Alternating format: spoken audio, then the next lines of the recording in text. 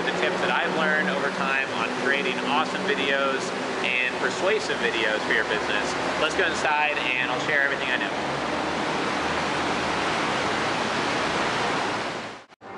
Alright, great. Now we're inside Spinelli's coffee shop, and I'd like to share with you a few tips and strategies for creating great video content, stuff that I've learned along the way, and also learned through training from people such as Frank Kern.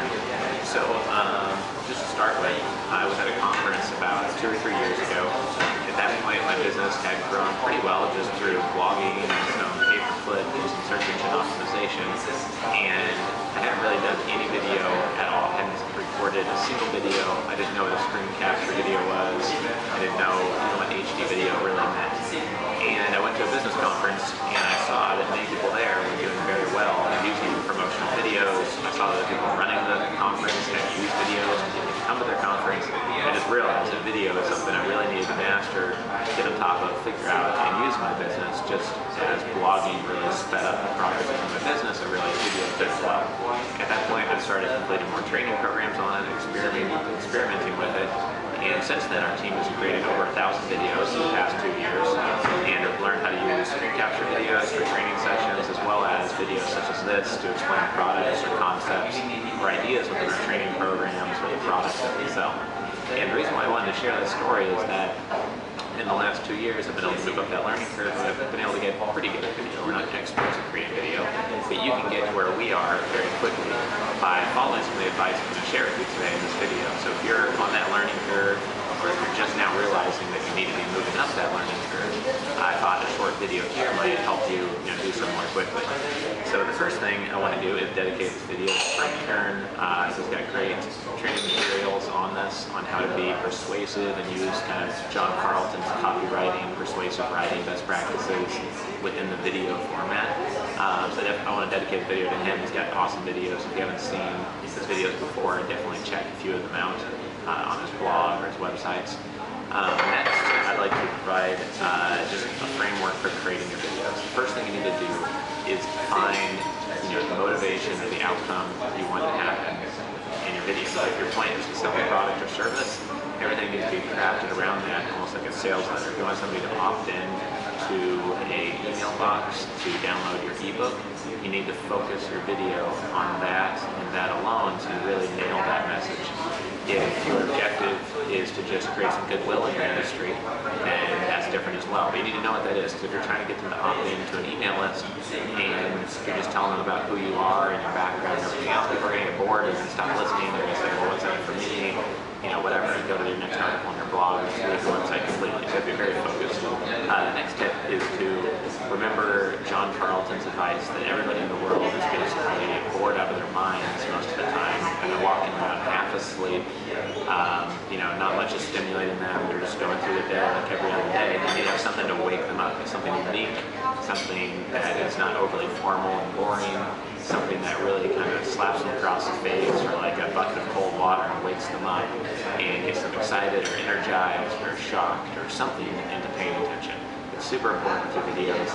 Just like on this video, how we started it by walking down the street and seeing the Spinelli sign, and thinking this would be a good place to show you some video recording tips. Something unique, something that looks like it's a story, or somebody you can actually meet with or trust in advice. It's not just a talking head, recording videos over and over again. Another tip is to tell a story. Whenever you're trying to sell a product or sell who you are, tell a story about your background or the background of the product or service. Just like when I started this video, I started with a story about how 2 years ago I didn't record any videos, and I went to a conference and found out about how big video was coming online, and since then I've recorded over 1,000 videos. That was a really short, condensed story of how I got into video recording and have gotten a little bit better at it over time. So use a story anytime you can. People like stories, they connect through stories. It doesn't seem like you're selling when you're telling a story, yet it's the most effective way to build trust and authority and just kind of, a sense of, okay, I can listen to this person and have something in common with him, and sounds like he knows what he's talking about.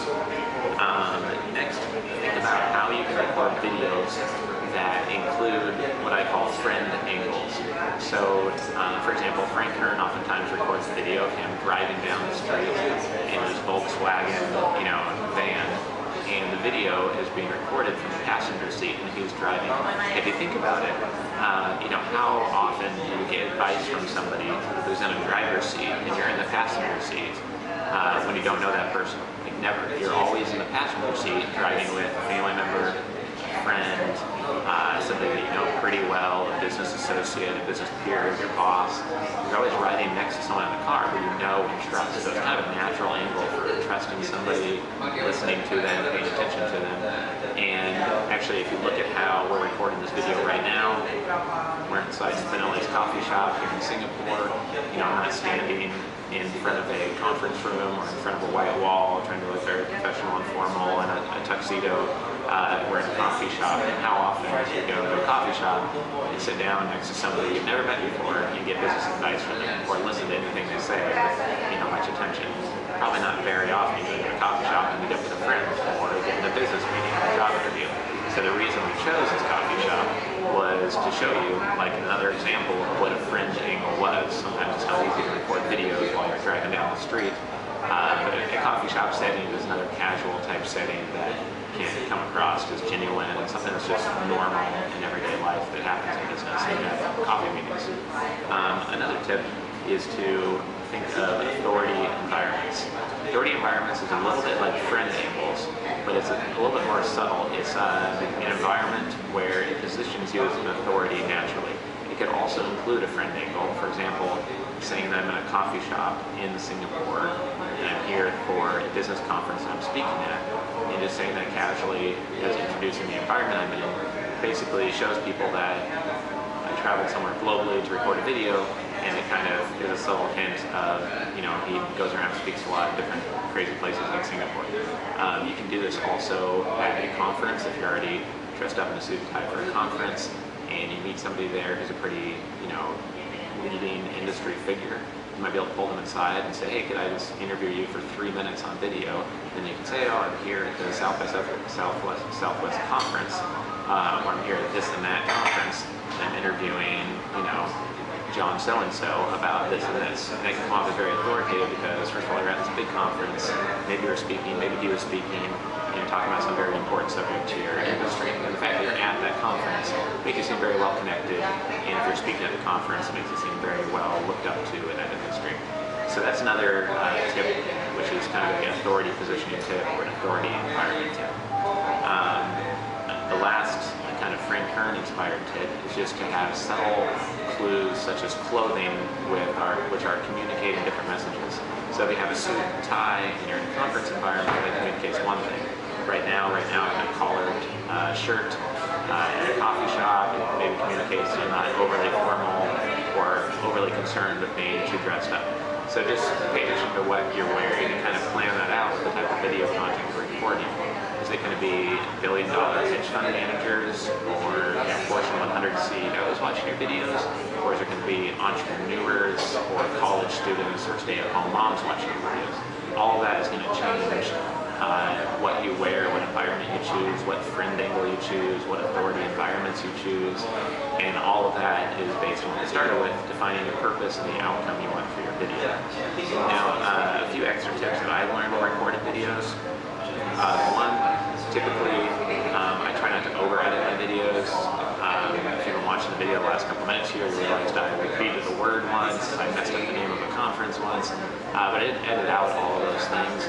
I found that, unless it's a huge mistake, which is drastically distracting, like a huge semi-truck going by, then it's not worth editing out.